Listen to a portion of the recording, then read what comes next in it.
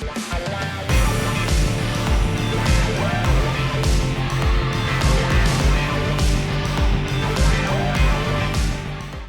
dia, bona tarda, bona nit i bona alegria que ens va donar el nostre estimat Girona dissabte a Montilivi.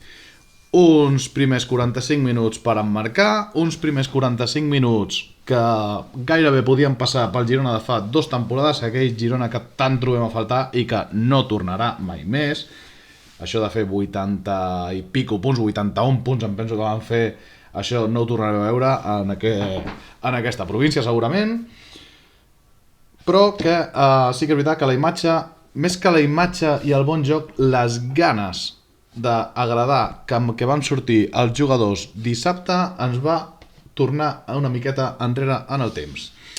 Segona part, una miqueta més de patiment, però bueno, entrarem en detalls més endavant. En aquesta intro el que vull parlar és de les primeres sensacions amb què vaig arribar jo a Montilivi. Vull parlar de les sensacions abans del xiulet inicial, diguéssim, i després em centraré en el que va ser el partit pròpiament dit.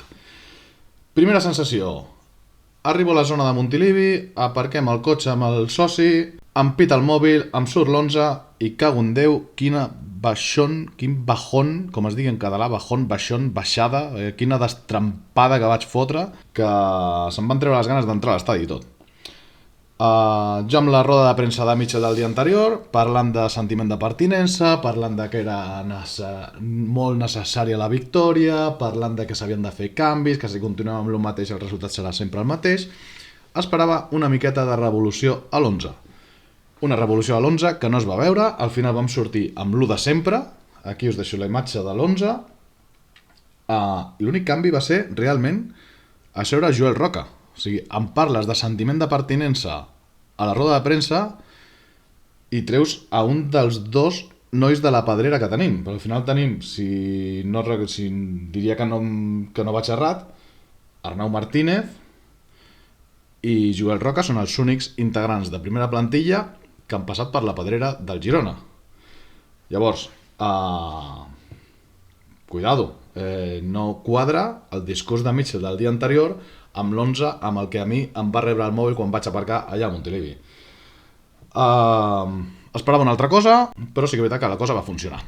Però va funcionar per actitud, no per revolució a l'11, que és el que jo esperava.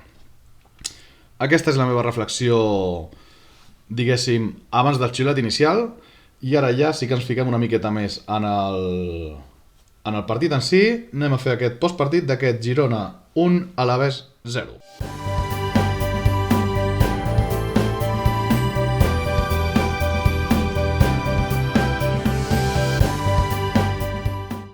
Doncs vinga, som-hi amb aquest postpartit del Girona 1, Alavés 0. El primer que vull dir és que intentaré ser més breu, intentaré que no se'n vagin els vídeos a les mitges hores i coses així, tant perquè no es facin tan passats d'escoltar segurament, com per mi que sí em costarà menys de treure el temps i no fallaré com em va passar la setmana passada. Què faré? Primer que diré, no m'he preparat res, no me l'he estructurat, normalment sí que m'estructuro una miqueta per portar un ordre i tal, avui no m'he estructurat absolutament res, i encès micro i et parla del partit i fora. Què farem? Us deixo aquí la imatge de l'11, vaig a parlar una miqueta individualment, més o menys, línia per línia i tal, enfocant-me només en el partit en si. Gazzaniga, sorpresa per mi, jo esperava el canvi amb Livakovic i el continuo desitjant, crec que a Livakovic li toca jugar i crec i espero que sigui en breu, a no ser que els rumors aquests que circulen de que si juga amb un tercer equip, que seria el Girona, perquè ella va jugar amb el seu equip abans de venir aquí, ja no pot marxar al gener, i ella estigui pressionant per no jugar. No ho sé, això ho sabran els que estiguin a dins, hi ha rumorologia en aquest sentit, jo no ho sé. En quant a nivell sobre la gespa, realment Gazzaniga, un altre bon partit, portaria 0 a més, això és mèrit de tot l'equip, no és només seu, però sí que és veritat que portaria 0, que no fa més que reafirmar que està en un bon moment, realment. També va fer alguna parada de mèrit, se li va veure sortir alguna pilota llarga, va sortir de l'àrea a tallar-la i tal, o sigui, bé, crec que està en un nivell més que acceptable per primera divisió, està a un bon nivell. El problema és que, clar, és que la banqueta el que tenim és un senyor que és internacional amb Croàcia. Internacional i titular amb Croàcia. Però bueno, Gazzaniga, bé, bon partit una altra vegada. Línia defensiva, bé, molt bé. Per mi, crec que quan els centrals, Vitor Reis i Daley Blind, cada dia em donen i em transmeten molta més seguretat. Blind sembla que ha arribat ja a un estat de forma més òptim que li permet corregir quan s'equivoca i ja no pateix tant a l'esquena. Vitor Reis a mi em comença a transmetre molta seguretat, sí que és veritat, i se'l critica molt perquè és molt tou, i hòstia, no considero que sigui tou, simplement considero que li falta fortalesa física en si, però no que vagi tou als talls. El que ja ho vaig comentar, jo crec que aquí els City sí que ha de fer un treball amb ell, rotllo el que fan els equips de NBA quan s'emporten algun jugador europeu, que als 3 mesos no s'assembla al jugador que s'havien emportat. És un noi que és molt prim, és un noi que és molt alt i sí que quan va al xoc pateix força, però crec que ha donat un pas endavant i a mi personalment em transmet moltíssima més seguretat i crec que serà un molt bon central, i crec que és titular indiscutible i per mèrits propis, no perquè no hi hagi un altre. Si anem als laterals, Arnau Martínez, Àlex Moreno. Arnau Martínez em va sorprendre molt, però molt, a la seva versió ofensiva. O sigui, jo he sigut sempre molt crític amb Arnau perquè no mira endavant i en canvi, sobretot a la primera part, la primera part a la segona del Girona no va tenir gaire a veure, la veritat, vam fer un canvi molt bèstia en molts sentits. Però Arnau Martínez va arribar molt a la línia de fons, va portar moltíssim en atac, va deixar de ficar-se tant cap a dins i va pujar més la banda. No sé si és un canvi dirigit des de banqueta o ha sigut ell mateix el que ha fet aquest canvi de xip, no ho sé, però sí que considero que aquesta versió més ofensiva, més d'arribar, més de portar en atac, més de pujar a la banda, va ser una de les claus també perquè a la primera part juguéssim i tan bé, recuperéssim la pilota també molt amunt, perquè jo crec que la gran diferència ha sigut segurament on recuperàvem la pilota en el camp. Pressionàvem molt a dalt i recuperàvem bastant ràpid la pilota quan la perdíem i això ens feia de tenir ja la pilota ja està ja en fase ofensiva, no? I recuperàvem ja en fase ofensiva. Jo crec que la idea aquesta d'Arnau de ficar-se tan cap a dins, que crec que va dirigida des de la banqueta, crec que és sistema Mitchell al final de dir-li als laterals que es fiquin cap a dins per ajudar en la construcció, però clar, al final si Arnau Martínez com a lateral tira cap endins i tenim a Víctor Sigankov a l'extrem, que és un jugador que també tendeix molt a anar-se'n cap endins per combinar, estàs sacrificant tot el joc ofensiu de la banda dreta, l'estàs perdent. I al final, si tens 3 opcions d'atacar, les 2 bandes i el centre, i una banda ja te la descartes tu mateix pel teu sistema de joc, hòstia, doncs potser la idea no és gaire encertada, no? Àlex Moreno, per mi el més fluix, ja no de la defensa, segurament de l'equip. No sé si està pagant el no tenir competència i s'està com relaxant inconscientment, no sé si és que físicament ja li està costant portar tants partits seguits, no ho sé, però sí que crec que és urgent que al gener anem al mercat per corregir aquesta mancança que tenim a aquesta banda. Mig del camp, molt bé Ivan Martín, em va sorprendre moltíssim Ivan Martín, sí que va fotre alguna cagada pròpia de que no està jugant a la seva posició, hi ha una jugada a la primera part on no sé quin jugador era de l'Alavés comença a conduir i ell pràcticament l'acompanya i al final acaba la jugada en un mà contra Gazzaniga, massa tou, però està pagant jugar en una posició que no és la seva i una posició on ell no té les qualitats idònies per jugar en aquesta posició, però amb la pilota als peus va donar una fluidesa que feia molt que no es veia. Torno a dir que no crec que féssim un partidàs per emmarcar ni molt menys a la primera part. Va suprimir en primera part perquè és on van jugar millor.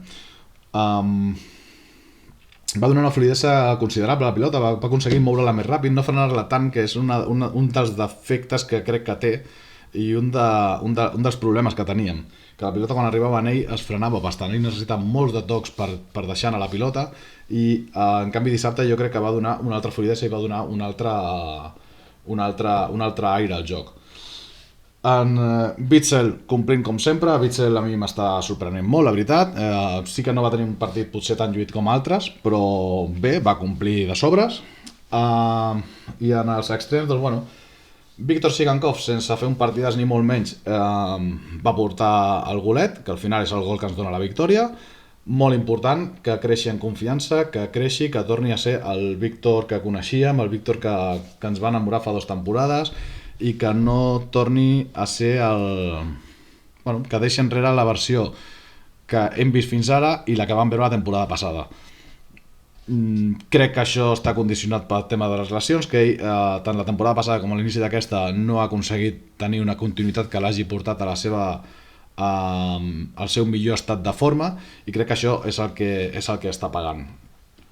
Veurem si amb aquest gol, si amb aquesta, perquè porta un parell d'actuacions no bones, perquè tampoc és que siguin bones de matrícula, però sí que bueno, un parell de partits que està portant, que avui el dissabte amb el gol, a la Copa del Rei també va portar amb el gol quan va sortir.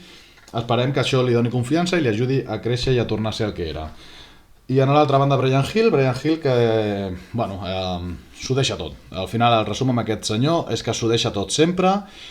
Crec que és un bon fitxatge, crec que em porta moltíssim dins del camp, igual que penso que va ser massa car el seu fitxatge, però bueno, al final es va pagar perquè a última hora ja veies que o pagaves o no venia, i tu suposo que al cap de Quique Cárcel ell ja era jugador per aquesta temporada i ja està, i al final et vas veure condemnat a pagar.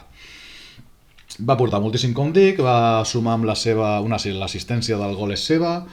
Després vaig escoltar unes declaracions on parlava que es veu que hi ha hagut alguna cosa a la família de la seva parella, que com que li dedicava al partit o que li havia donat força per encarar el partit o alguna cosa així, o sigui, es veu que personalment tenia alguna cosa, doncs doble alegria que li sortissin bé les coses i que pugui aportar amb aquesta assistència. Continuem cap a dalt, mirem a Unai no va estar tan encertat, no va tenir el llum tan encès com altres partits. Sí que té una qualitat brutal, amb la pilota als peus és el millor jugador de la plantilla que tenim, el poso per davant de l'Emar fins i tot. Jo crec que Unai feia molt de temps que no teníem un jugador amb aquesta qualitat amb la pilota als peus. Sí que després en la presa de decisions de vegades s'equivoca. Ell confia molt en la brutalitat de qualitat que té, i moltes vegades li sobra l'últim regal, li sobra l'última floritura, li sobra la conducció.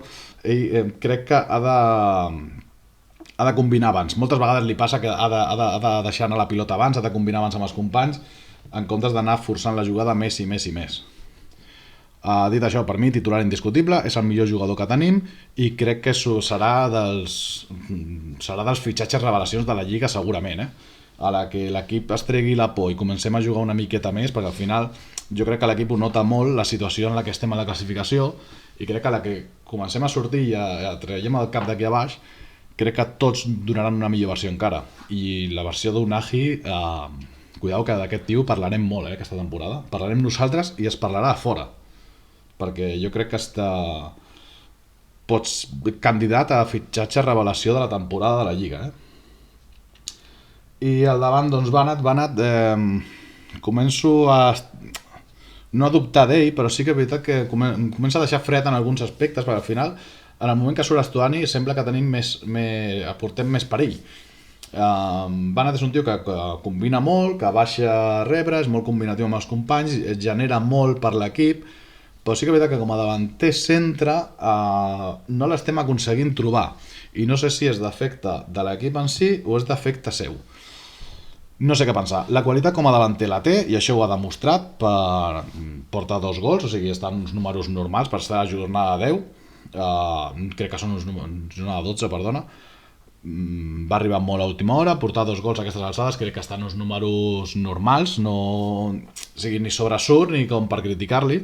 La qualitat com a davanter considero que la té, no som un equip que fins ara hàgim generat gaire en atac, llavors crec que estan uns números bons i crec que és un bon davanter, però sí que no sé si seré l'únic que tinc aquesta sensació, em falta alguna coseta més.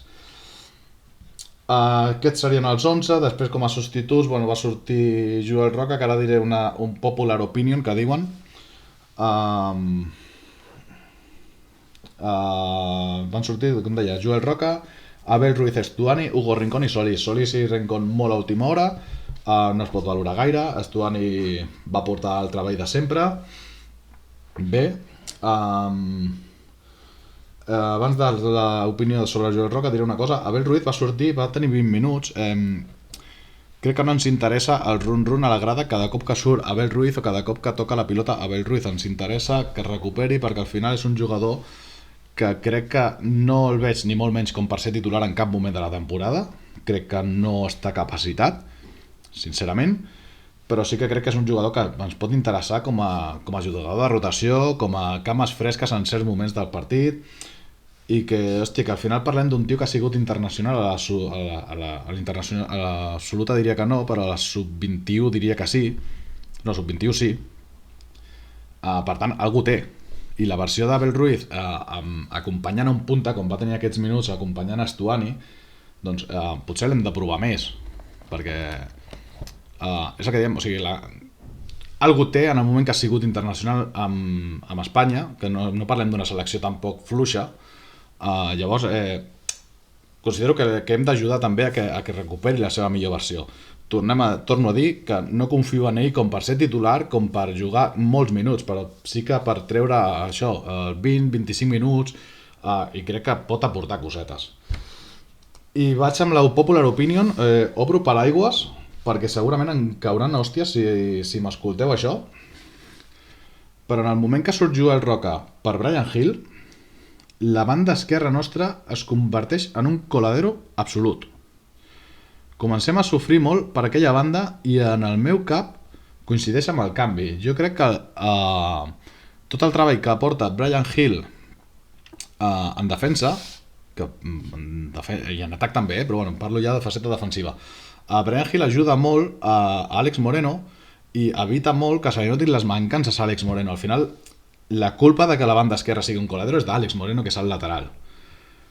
Però jo tinc la sensació que els minuts que va estar amb Brian Hill el va ajudar molt i es van tapar més aquestes mancances, i quan va sortir Joel Roca, no sé si perquè el Girona ja estava en uns minuts que ja no funcionava gaire res o què, però al moment que va sortir Joel Roca, aquella banda va convertir en un coladero i entraven com volien. No sé si és per falta de treball defensiu de Joel Roca. No sé què pensar.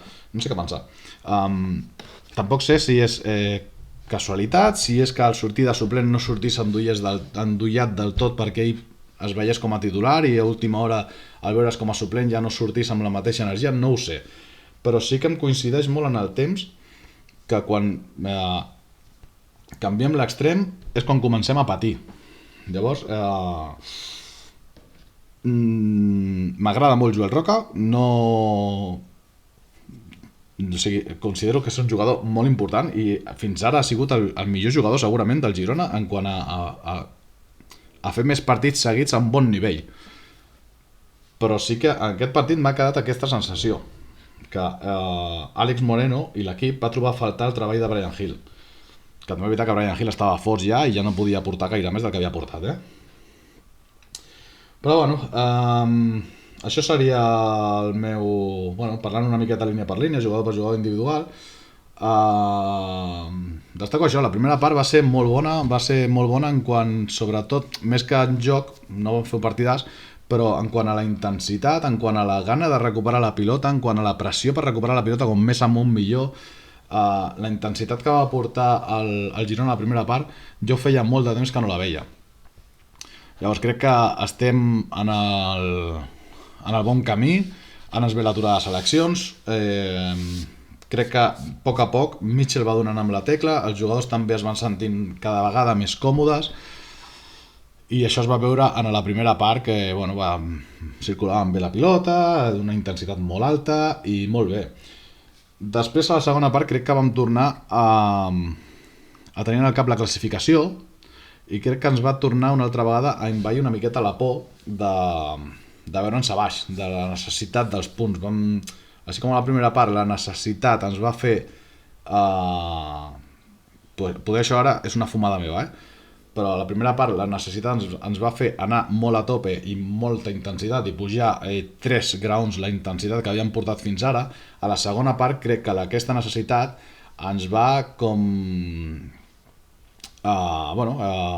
ens va fer que ens costés més tot, que estàvem com encartonats, no sé si seria la paraula, estàvem... la por ens tenia doncs, agarrotats i no, ens costava molt més portar, jugar a la pilota, pressionar, estàvem amb molta por i això ens va perjudicar molt. No vam saber canalitzar, potser la paraula és aquesta, a la primera part vam canalitzar millor la necessitat, transformar-la en intensitat, i a la segona part aquesta necessitat ens va fotre la por al cos i ens va costar molt més tot. Dit això, fem una ullada a la classificació. No és que hàgim arreglat gaire res, continuem sent coers, continuem ser... ja tenim un equip igual que nosaltres amb el tema de gol average general, estem en menys 13, de fet estem en descens només per gol average, perquè estem empatats a punts amb el València. Recordo que la jornada la començàvem a 2 punts de sortida del descens i ara mateix estem dins del descens només per aquest gol average general. Hem fet una passa endavant en la classificació. No llueix gaire perquè el València va empatar i el Mallorca va guanyar i llavors no hem aconseguit sortir del descens, que hauria estat, psicològicament crec que hauria sigut important, però s'ha de ser realista i estem aquí, o sigui, al final si ara fem el cuento de la lechera i ens sumem els punts que hem perdut en els descomptes, ens anem a 15 punts i estaríem a mitja taula, i estaríem, no ho tinc ara la classificació sencera, però estaríem, no sé si a 3-4 punts d'entrar en Europa fins i tot, o sigui, canviaria molt. Que això no ens... O sigui, que això és el cuento de la lechera, torno a dir, i que no els hem de sumar i no hem de tenir en compte de dir no, és que clar, és que tenim mala sort, que no, poder no l'hem buscat la bona sort tampoc, però que crec que hem de veure que no estem tan malament, i no estem tan lluny dels equips de mitja taula, que és on crec que acabarem la temporada. Jo torno a dir que crec que estarem més a prop de la 10ª posició que del descens. I ho vaig dir fa molt de temps quan estàvem en la merda, en la més absoluta merda, i ho continuo dient ara. I continuo dient ara sabent el que ens ve, que ens venen ara uns partits molt complicats. Per últim, què vull fer? Per últim vull fer... crec que ho he comentat abans.